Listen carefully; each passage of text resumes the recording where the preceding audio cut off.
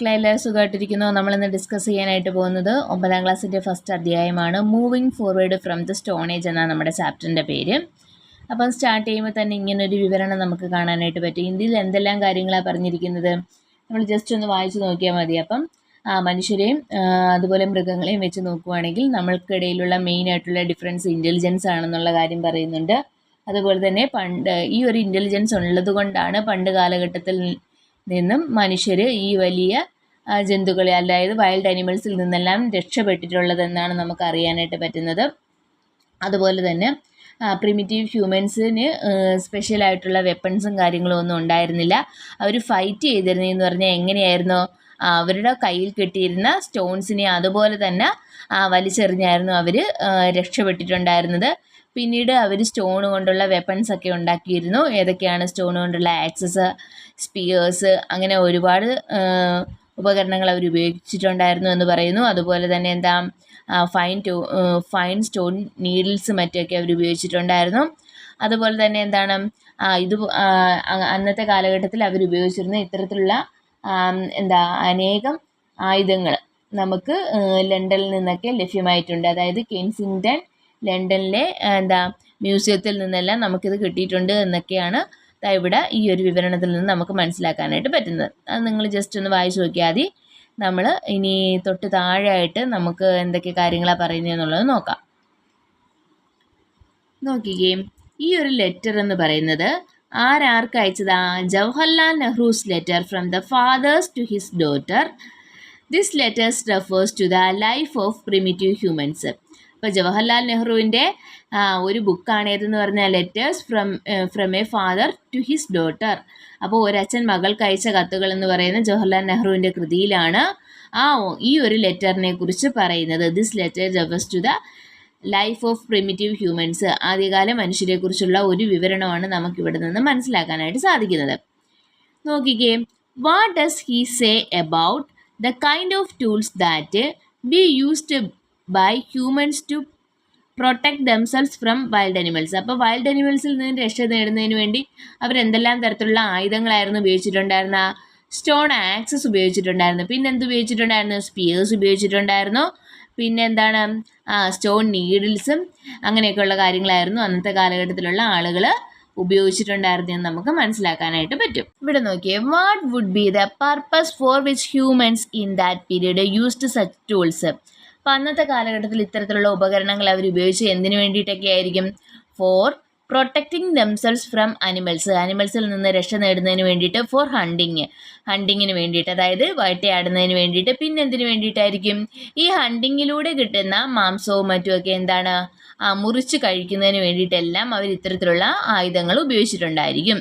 ഇനി ഇവിടെ നോക്കിക്കേ, the tools developed for the above mentioned purpose were made of stones in the beginning. Later stones was replaced by metals. അപ്പോൾ ആദ്യകാലങ്ങളിൽ അവർ ഇത്തരത്തിലുള്ള stone കൊണ്ടുള്ള weapons ആയിരുന്നു ഉപയോഗിച്ചിട്ടുണ്ടായിരുന്നത്. പിന്നീട് ഈ സ്റ്റോൺസിനെ റീപ്ലേസ് ചെയ്തുകൊണ്ട് എന്ത് വരുന്നു? മെറ്റൽസ് അല്ലെങ്കിൽ ലോഹങ്ങൾ അവർ ഉപയോഗിക്കാനായിട്ട് തുടങ്ങി. Archaeologist divided human history into different stages on the basis of the materials used for making tools. അപ്പോൾ ആർക്കിയോളജിസ്റ്റുകൾ എന്ത് ചെയ്യുന്നുണ്ട്? ഹ്യൂമൻ ഹിസ്റ്ററിയെ ഡിഫറെൻറ്റ് സ്റ്റേജസ് ആയിട്ട് തരംതിരിക്കുന്നു അവരുപയോഗിച്ചിരുന്ന ടൂളിൻ്റെ അടിസ്ഥാനത്തിൽ. Stone age. അപ്പോൾ സ്റ്റോൺ ഏജിനെ നമുക്ക് മൂന്നായി തരംതിരിക്കാം: palaeolithic age, mesolithic age, neolithic age എന്നിങ്ങനെയാണ്. അപ്പോൾ സ്റ്റോൺ ഏജിൽ നിന്ന് മെറ്റൽ ഏജിലോട്ട് മാറിക്കഴിഞ്ഞപ്പോൾ മെറ്റൽ ഏജിനെ രണ്ടായി തരംതിരിക്കാം: ബ്രോൺസ് ഏജ് എന്നും അയൺ ഏജ് എന്നും. അപ്പോൾ അത് മനസ്സിലായോ? അപ്പോൾ അത് മനസ്സിലാക്കി വെക്കുക. എന്തൊക്കെ കാര്യങ്ങൾ? ആ സ്റ്റോൺ ഏജിനെ മൂന്നായി തരംതിരിച്ചു: palaeolithic, mesolithic, neolithic age. Stone ഏജിൽ നിന്ന് മെറ്റൽ ഏജിലേക്ക് മാറിക്കഴിഞ്ഞപ്പോഴത്തേന് അതിനെ രണ്ടായി തരംതിരിക്കാം: ബ്രോൺസ് ഏജ് എന്നും അയൺ ഏജ് എന്നുമാണ് നമുക്ക് തരംതിരിക്കാനായിട്ട് പറ്റുന്നത്. ഇനി നമ്മൾ സ്റ്റോൺ ഏജിനെ കുറിച്ച് ഡീറ്റെയിൽ ആയിട്ട് നോക്കുവാണേ, ശ്രദ്ധിക്കണേ. Have you ever thought why the first phase of human history was called the stone age? എന്തുകൊണ്ടാണ് ഹ്യൂമൻ ഹിസ്റ്ററിയുടെ ആദ്യ കാലഘട്ടത്തെ സ്റ്റോൺ ഏജ് എന്ന് വിളിച്ചിട്ടുണ്ടായിരിക്കുക? ശ്രദ്ധിച്ചേ. Human use to stone to make tools and weapons during that period. So historians describe this phase as Stone Age. അപ്പം മനുഷ്യരുടെ human ഹിസ്റ്ററിയുടെ ആദ്യ കാലഘട്ടങ്ങളിൽ മനുഷ്യർ ഉപയോഗിച്ചിട്ടുണ്ടായിരുന്നത് സ്റ്റോൺ കൊണ്ടുള്ള വെപ്പൺസ് ആയിരുന്നു. അതുകൊണ്ട് തന്നെ ഹിസ്റ്റോറിയൻസ് ഈ ഒരു കാലഘട്ടത്തെ ഏത് പേരിൽ അറിയപ്പെട്ടോ, ഏത് പേരിൽ വിളിച്ചോ? സ്റ്റോൺ ഏജ് എന്ന് വിളിച്ചു. Based on the method used to make stone tools the stone age is divided into 3. അപ്പോൾ അന്നത്തെ കാലഘട്ടത്തിൽ അവർ ഉപയോഗിച്ചിരുന്ന സ്റ്റോണിൻ്റെ അടിസ്ഥാനത്തിൽ അല്ലെങ്കിൽ എന്താണ് based on the method used to make stone tools, എങ്ങനെയൊക്കെയാണ് ഈ സ്റ്റോൺ ടൂൾസ് ഉപയോഗിച്ചിരുന്നത് അല്ലെങ്കിൽ എങ്ങനെയൊക്കെയാണ് ഇത് മേക്ക് ചെയ്തിരുന്നത് എന്നതിൻ്റെ അടിസ്ഥാനത്തിൽ ഈ സ്റ്റോൺ ഏജിനെ ഡിവൈഡ് ചെയ്യുന്നു. എത്രയായിട്ടാ? 3ആയിട്ട് ഡിവൈഡ് ചെയ്യുന്നു. പാലിയോലിത്തിക്, മിസോലിത്തിക്, നിയോലിത്തിക് എന്നിങ്ങനെയാണ് ആ സ്റ്റോൺ ഏജിനെ ഡിവൈഡ് ചെയ്യുന്നത്. അപ്പോൾ ആദ്യം നമ്മൾ പറയാനായിട്ട് പോകുന്ന പാലിയോലിത്തിക് ഏജിൻ്റെ കാര്യമാണ്. അപ്പോൾ ശ്രദ്ധിച്ചേ, the characteristic features of the palaeolithic age is the use of rough unpolished stone tools. അപ്പം മെയിൻ ആയിട്ടുള്ള ഒരു സവിശേഷത, അതായത് പാലിയോലിത്തിക് ഏജിൻ്റെ മെയിൻ സവിശേഷത എന്ന് പറഞ്ഞാൽ അന്നത്തെ കാലഘട്ടത്തിൽ റഫായിട്ടുള്ള സ്റ്റോൺ ടൂൾസ് അല്ലെങ്കിൽ പോളിഷ് ചെയ്യാത്ത സ്റ്റോൺ ടൂൾസ് ആയിരുന്നു അവർ ഉപയോഗിച്ചിട്ടുണ്ടായിരുന്നത്. The term palaeolithic is derived from the Greek word palaios എന്ന് വെച്ചാൽ എന്താണ്? Old, and lithos. Lithos means എന്താണ്? സ്റ്റോൺ. അപ്പോൾ പാലിയോലിത്തിക് എന്ന് പറയുന്ന വേർഡ് ഡിറൈവ് ചെയ്ത് വന്നത് 2 ഗ്രീക്ക് വേർഡിൽ നിന്നാണ്. പാലിയോസ് എന്ന വേർഡിൽ നിന്നും ലിത്തോസ് എന്ന വേർഡിൽ നിന്നും. പാലിയോസ് എന്ന് പറഞ്ഞാൽ ഓൾഡ് എന്നും ലിത്തോസ് എന്ന് പറഞ്ഞാൽ സ്റ്റോൺ എന്നുമാണ് അർത്ഥം. The making of tools is related to the means of subsistence of primitive humans.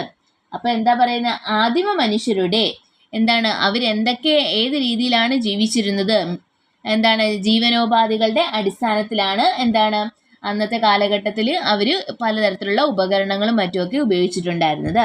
Archaeologist point out that there were 3 main stages in the use of tools. അപ്പം അവരെന്തൊക്കെ കാര്യങ്ങളാണ് ചെയ്തിരുന്നത് എന്നതിൻ്റെ അടിസ്ഥാനത്തിലായിരുന്നു അവർ അന്നത്തെ കാലഘട്ടത്തിലുള്ള ടൂൾസും മറ്റുമൊക്കെ ഉപയോഗിച്ചിട്ടുണ്ടായിരുന്നത്. അതുപോലെ തന്നെ ഇവിടെ പറയുന്നത് എന്താണ്? Archaeologist point out that there were 3 main stages in the use of tools. ഈ ടൂൾസുമായി ബന്ധപ്പെട്ട് പ്രധാനപ്പെട്ട 3 സ്റ്റേജസ് ആണുള്ളത്. എന്തൊക്കെയാണെന്നുള്ളത് നമുക്ക് നോക്കാം. ആദ്യത്തേത് യൂട്ടിലൈസേഷൻ. അപ്പം എന്താണ് യൂട്ടിലൈസേഷൻ എന്ന് വെച്ചാൽ എന്താണ്? പ്രയോജനപ്പെടുത്തുക. A method of using available stones without changing there shape. അപ്പം നമുക്ക് കിട്ടുന്ന എന്താ സ്റ്റോൺ ടൂൾസിനെ അതിൻ്റെ ഷേപ്പിനകത്തൊന്നും വ്യത്യാസം വരുത്താതെ അതേ രീതിയിൽ നമ്മൾ ഉപയോഗപ്പെടുത്തുകയാണെങ്കിൽ അതിനെയാണ് എന്തെന്ന് പറയുന്നത്? യൂട്ടിലൈസേഷൻ അല്ലെങ്കിൽ പ്രയോജനപ്പെടുത്തൽ എന്തുകൊണ്ട് അർത്ഥമാക്കുന്നത്. അടുത്തെന്ന് പറഞ്ഞാൽ എന്താണ്? ഫാഷനിങ് ആണ്. ഫാഷനിങ് എന്ന് വെച്ച് കഴിഞ്ഞാൽ എന്താണ്? നമുക്ക് ഫാഷനായിട്ട് നമ്മൾ നടക്കാൻ വേണ്ടിയിട്ട് എന്തോ ചെയ്യും? നമ്മൾ ഒരുപാട് മാറ്റങ്ങളൊക്കെ കൊണ്ടുവരും അല്ലേ? അതുപോലെ തന്നെയാണ് ഇവിടെ ഫാഷനിങ് എന്ന് വെച്ച് കഴിഞ്ഞാൽ എന്താണ്? The method of using available stone by changing the shape according to the need. അപ്പം എന്താ പറയുന്നത്? നമുക്കിവിടെ ആവശ്യം അനുസരിച്ച് കിട്ടുന്ന സ്റ്റോൺ ടൂൾസിനെ എന്ത് ചെയ്യുന്നു? അതിൻ്റെ ഷേപ്പിനകത്ത് മാറ്റം വരുത്തുന്നതിനെയാണ് ഫാഷനിങ് എന്നതുകൊണ്ട് അർത്ഥമാക്കുന്നത്. ലാസ്റ്റ് എന്താണ്? സ്റ്റാൻഡേർഡൈസേഷൻ അല്ലെങ്കിൽ ക്രമവൽക്കരണം. സ്റ്റാൻഡേർഡൈസേഷനകത്ത് എന്തെല്ലാം കാര്യങ്ങളാണ് പറയുന്നത്? The method of making specific tools for each purpose. ഓരോ ആവശ്യത്തിനും പ്രത്യേകം ടൂൾസ് ഉപയോഗിക്കുകയാണെങ്കിൽ അതിനെയാണ് സ്റ്റാൻഡേർഡൈസേഷൻ എന്നതുകൊണ്ട് അർത്ഥമാക്കുന്നത്. The pictures given below are the different tools used by primitive humans during different phases of Paleolithic age. അപ്പോൾ പാലിയോലിത്തിക് ഏജിൻ്റെ പല കാലഘട്ടങ്ങളിൽ മനുഷ്യൻ ഉപയോഗിച്ചിട്ടുള്ള ടൂൾസിൻ്റെ പിക്ചറാണ് നമുക്കിവിടെ കാണാനായിട്ട് പറ്റുന്നത്. Observed them and list out the features of these tools. ഇതിനെ ഒബ്സർവ് ചെയ്തിട്ട് ഇതിൻ്റെ പ്രധാനപ്പെട്ട ഫീച്ചേഴ്സ് എന്തൊക്കെയാണെന്നുള്ളത് നമ്മൾ മനസ്സിലാക്കണമെന്നാണ് പറയുന്നത്. ഇവിടെ പെബിൾ ടൂൾസ് ഉണ്ട്, ബൈഫേസ് കോർ ടൂൾസ് ഉണ്ട്, അതുപോലെ തന്നെ ഫ്ലേക്ക് ടൂൾസ് ഉണ്ട്. അങ്ങനെ നമുക്ക് പലതരത്തിലുള്ള ടൂൾസിനെ നമുക്കിവിടെ കാണാനായിട്ട് പറ്റും. നിങ്ങൾ നോക്കിയേ, core and flakes. When a piece of stone is broken into 2 or more pieces, the largest piece is called the core and the smaller piece are called flakes. Those made of core stones are called core tools and those made of stone flakes are called flake tools. അപ്പോൾ ഇത്രയേ ഉള്ളൂ. എന്താണ് quarry, എന്താണ് flakes എന്നാണ് പറയുന്നത്. വലിയൊരു കഷ്ണം അല്ലെങ്കിൽ വലിയൊരു സ്റ്റോൺ എടുക്കുകയാണ്. ആ സ്റ്റോണിൽ നിന്ന് നമ്മൾ മുറിച്ചെടുക്കുന്ന സ്മാൾ പീസസിനെയാണ് ഫ്ലേക്സ് എന്ന് പറയുന്നത്. ആ വലിയൊരു പീസ് സ്റ്റോണിനെ നമ്മൾ പറയുന്ന പേരാണ് കോർ എന്ന് പറയുന്നത്. മനസ്സിലായി? ഇപ്പം നമ്മൾ ബർത്ത്ഡേക്ക് വലിയൊരു കേക്ക് മേടിച്ചു. ആ കേക്കിനെ നമ്മൾ ഏത് പേരിൽ അറിയപ്പെടും? കോർ എന്ന് പറയും. അതിൽ നിന്ന് മുറിച്ചെടുക്കുന്ന കേക്കും കഷ്ണങ്ങൾ ഏത് പേരിൽ അറിയപ്പെടുന്നു? ഫ്ലേക്സ് എന്ന പേരിലാണ് അറിയപ്പെടുന്നത്. അപ്പം ഫ്ലേക്സ് കൊണ്ട് നിർമ്മിക്കുന്ന സ്റ്റോൺ ടൂൾസിനെ ഏത് പേരിൽ അറിയപ്പെടുന്നു? ഫ്ലേക്ക് ടൂൾസ് എന്നും അതുപോലെ തന്നെ കോറ് കൊണ്ട് നിർമ്മിക്കുന്ന ടൂൾസിനെ കോർ ടൂൾസ് എന്ന പേരിലാണ് അറിയപ്പെടുന്നത്. ഇവിടെ ആയിട്ട് നമുക്ക് കുറച്ച് പിക്ചേഴ്സ് കാണാനായിട്ട് പറ്റും. എന്തൊക്കെ പിക്ചേഴ്സ് ആണ് ഇവിടെ കൊടുത്തിട്ടുള്ളത്? ചോപ്പർ, ചോപ്പിംഗ് ടൂൾസ് ഇവിടെ കൊടുത്തിട്ടുണ്ട്. അതായത് വെട്ടിമുറിക്കാനായിട്ട് ഉപയോഗിക്കുന്ന കല്ലുകൊണ്ടുള്ള ഉപകരണങ്ങൾ ഇവിടെ കൊടുത്തിട്ടുണ്ട്. അതുപോലെ തന്നെ ഇവിടെ stone tools made using blade technique. അപ്പോൾ ബ്ലേഡ് ടെക്നിക്ക് ഉപയോഗപ്പെടുത്തുന്ന തരത്തിലുള്ള ടൂൾസും കാര്യങ്ങളും ഒക്കെ ഇവിടെ കാണാം.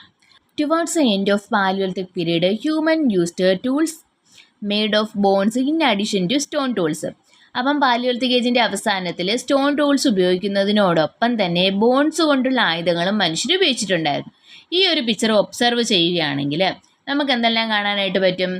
ചൂണ്ടയുടെ ആകൃതിയിലുള്ള ഉപകരണങ്ങൾ അവർ ഉപയോഗിച്ചിട്ടുണ്ട്. അതുപോലെ തന്നെ നോക്കിക്കേ, കുന്തം പോലുള്ള ആയുധങ്ങളൊക്കെ അവർ ഉപയോഗിച്ചിട്ടുണ്ട്. പിന്നെ അമ്പും വില്ലും പോലുള്ള ആയുധങ്ങളൊക്കെ അവർ ഉപയോഗിച്ചിട്ടുണ്ടെന്നൊക്കെ നമുക്ക് ആ ഒരു പിക്ചറിൽ നിന്ന് നമുക്ക് ഫെമിലിയർ ആയിട്ടുള്ള കുറച്ച് കാര്യങ്ങൾ നമുക്ക് കാണാനായിട്ട് പറ്റും അല്ലേ? ഇവിടെ ചോദിച്ചിരിക്കുന്ന കാര്യവും അത് തന്നെയാണ്. നോക്കിക്കേ, കുറേ പിക്ചേഴ്സ് നമുക്ക് കാണാനായിട്ട് പറ്റും അല്ലേ? ഈ പിക്ചേഴ്സിൽ കൂടുതലും കേവ് പെയിൻറ്റിങ്സ് ആണെന്നുള്ളത് നമുക്ക് നോക്കുമ്പോൾ തന്നെ മനസ്സിലാവും. എവിടെ നിന്നൊക്കെ കിട്ടിയിട്ടുള്ളതാണ്? Chauvet France, Lascaux France. പിന്നെ ഇവിടെ ഐവറി സ്കൾപ്ചർ ആണ് അല്ലേ? എവിടെ നിന്നുള്ളതാണ്? സറൈസ്ക്, റഷ്യയിൽ നിന്ന് കിട്ടിയിട്ടുള്ള ഐവറി കൊണ്ടുള്ള, അതായത് ആനക്കൊമ്പിൽ നിർമ്മിച്ചിട്ടുള്ള ഒരു സ്കൾപ്ചറാണ് അവിടെ കൊടുത്തിട്ടുള്ളത്. പിന്നെ carved figures in the Cussac France cave. Cussac ഫ്രാൻസിൽ നിന്ന് നമുക്ക് കിട്ടിയിട്ടുള്ള 2 പിക്ചേഴ്സ് ഇവിടെ കൊടുത്തിട്ടുണ്ട്. അതുപോലെ തന്നെ carvings on the bone found in La Garma caves in Spain. അപ്പം സ്പെയിനിലെ ലാഗർമ കേവ്സിൽ നിന്ന് നമുക്ക് കിട്ടിയിട്ടുള്ള ഇതുപോലെയുള്ള ബോൺസിനകത്ത് പലതരത്തിലുള്ള കൊത്തുപണികളും മറ്റുമൊക്കെ ചെയ്തിട്ടുള്ള ഇതെല്ലാം അന്നത്തെ കാലഘട്ടത്തിൽ മനുഷ്യർ ഉപയോഗിച്ചിരുന്ന അല്ലെങ്കിൽ മനുഷ്യരുടെ വൈദഗ്ധ്യത്തിൻ്റെ തെളിവാണ് നമുക്ക് ഈ ഒരു പിക്ചറിൽ നിന്നെല്ലാം മനസ്സിലാക്കാനായിട്ട് സാധിക്കുന്നത്. നോക്കിക്കേ, the pictures given above are the artistic creation of primitive humans. അപ്പം പ്രിമിറ്റീവ് ഹ്യൂമൻസിൻ്റെ കലാവൈദഗ്ധ്യത്തിൻ്റെ തെളിവുകളാണ് നമുക്ക് ഇവിടെ കാണുന്ന പിക്ചേഴ്സ് എന്ന് പറയുന്നത്. What do you understand from these pictures? അപ്പോൾ ഈ പിക്ചേഴ്സിൽ നിന്ന് നമുക്ക് എന്തെല്ലാം കാര്യങ്ങൾ മനസ്സിലാക്കാനായിട്ട് പറ്റും? It is clear from the pictures that various communication techniques such as simple flowing lines, carved images and sculptures were employed during the late palaeolithic period.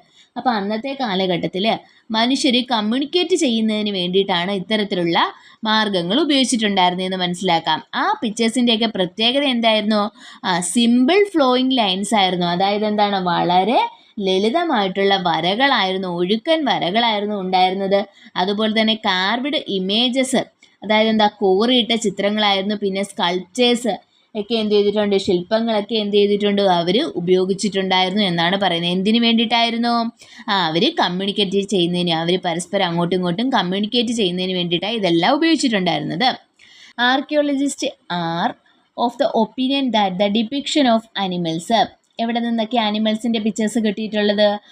Chauvet, അതുപോലെ തന്നെ ലാസ്കോ കേവ്സിൽ നിന്നാണ് നമുക്ക് അനിമൽസിൻ്റെ പിക്ചേഴ്സ് കിട്ടിയിട്ടുള്ളത്. അതുപോലെ തന്നെ carved figures of an animals and woman, Cussac caves.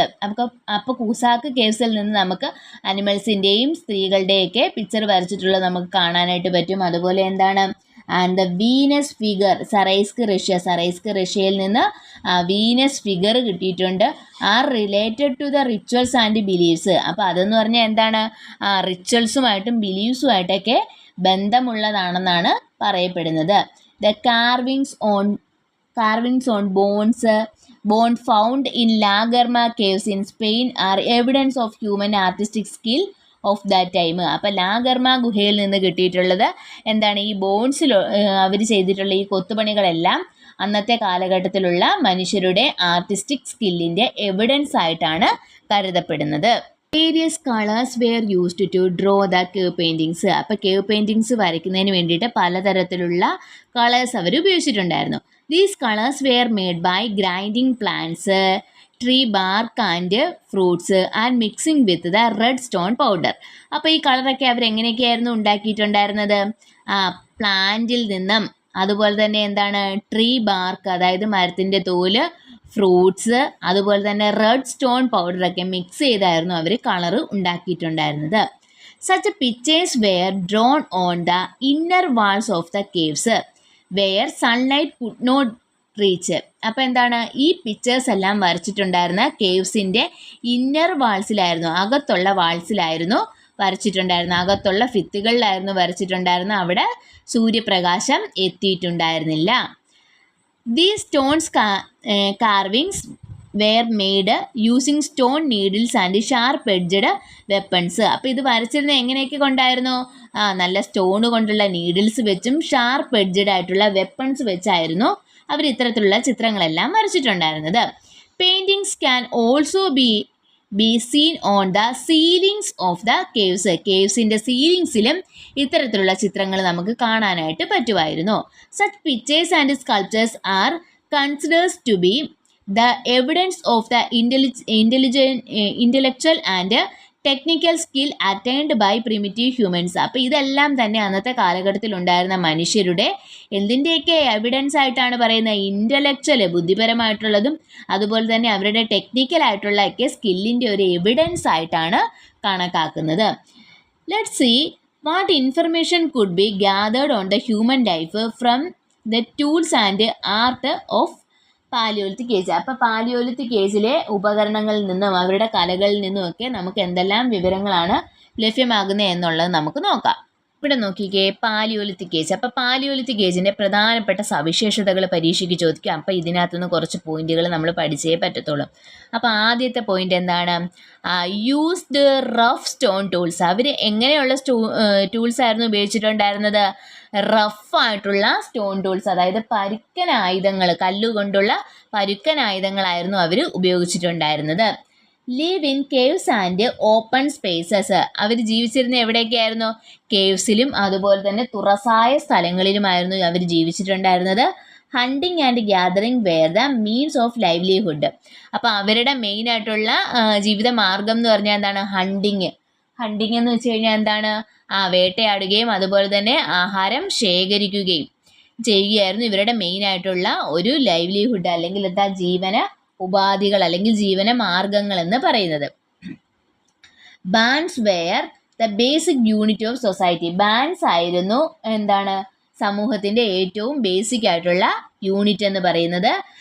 Men were engaged in hunting. അപ്പം mens എന്തിലും engaged ആയിരുന്നു? ഹണ്ടിങ്ങിലും. അതുപോലെ തന്നെ സ്ത്രീകൾ എന്തായിരുന്നു ചെയ്തിട്ടുണ്ടായിരുന്നത്? ഗ്യാതറിങ്, അതായത് ശേഖരിക്കുക. അവർ എന്താ ഹണ്ട് ചെയ്യുന്ന നമ്മുടെ ഫുഡും മറ്റുമൊക്കെ എന്താണ് ശേഖരിക്കുകയായിരുന്നു ആര് ചെയ്തിട്ടുണ്ടായിരുന്നത്? സ്ത്രീകൾ ചെയ്തിട്ടുണ്ടായിരുന്നത്. Food was not stored. അപ്പോൾ എന്താണ്? ഫുഡ് അവർ എന്ത് ചെയ്തിട്ടുണ്ടായിരുന്നില്ല? സ്റ്റോർ ചെയ്ത് വെച്ചിട്ടുണ്ടായിരുന്നില്ല. Nomadic life prevailed. അപ്പം നൊമാഡിക് ലൈഫ് എന്ന് പറഞ്ഞാൽ അവരന്ന് ഒരു നാടോടി ജീവിതമായിരുന്നു നയിച്ചിട്ടുണ്ടായിരുന്നത്. അതായത് ഒരു പ്രത്യേകമായ സ്ഥലത്തൊന്നും അവർ കൃത്യമായി താമസിച്ചിട്ടുണ്ടായിരുന്നില്ല. അവരിങ്ങനെ ഓരോ സ്ഥലങ്ങളിൽ ഇങ്ങനെ മാറി മാറി താമസിച്ചിട്ടുണ്ടായിരുന്നു. അപ്പം നൊമാഡിക് ആയിട്ടുള്ളൊരു ലൈഫായിരുന്നു അന്നത്തെ കാലഘട്ടത്തിൽ ഉണ്ടായിരുന്നത്. ബാൻഡ്സ് എന്താണെന്നുള്ളത് നമുക്ക് നോക്കാം. Bands are small group of fewer than 100 members. അപ്പം 100 മെമ്പേഴ്സിൽ താഴെയുള്ള ചെറിയ സമൂഹങ്ങളെയാണ് ബാൻഡ്സ് എന്ന പേരിൽ അറിയപ്പെടുന്നത്. Band members were bonded by blood relation. അപ്പോൾ ബാൻഡിലുള്ള മെമ്പേഴ്സ് എന്ന് പറഞ്ഞാൽ എന്താണ്? അവർക്കിടയിൽ ഒരു ബ്ലഡ് റിലേഷൻ ഉണ്ടായിരിക്കും. അപ്പോൾ അവർ ഒന്നിച്ച് താമസിച്ചിരുന്ന 100-ൽ താഴെ അംഗങ്ങളുള്ള ഒരു കൂട്ടത്തെയാണ് ബാൻഡുകൾ എന്ന പേരിൽ അറിയപ്പെടുന്നതെന്നാണ് ഇവിടെ കൊടുത്തിട്ടുള്ളത്. ഏതാണ്ട് ഇവിടെ തൊട്ടിപ്പത്തായിട്ട് ഉള്ള പേജിൽ നമുക്കൊരു മാപ്പ് കാണാനായിട്ട് പറ്റും. അപ്പം ഈ മാപ്പിൽ നിന്ന് പാലിയോലിത്തിക് സെൻറ്റേഴ്സ് ഏതൊക്കെയാണ് എന്നുള്ളത് കണ്ടെത്തി ബുക്കിൽ എഴുതുക. അതുപോലെ തന്നെ അത് പഠിച്ചു വെക്കുക. ചിലപ്പോൾ പരീക്ഷയ്ക്ക് ചോദിക്കുമായിരിക്കും. അപ്പോൾ അത് കൃത്യമായിട്ട് നോക്കി വെക്കുക.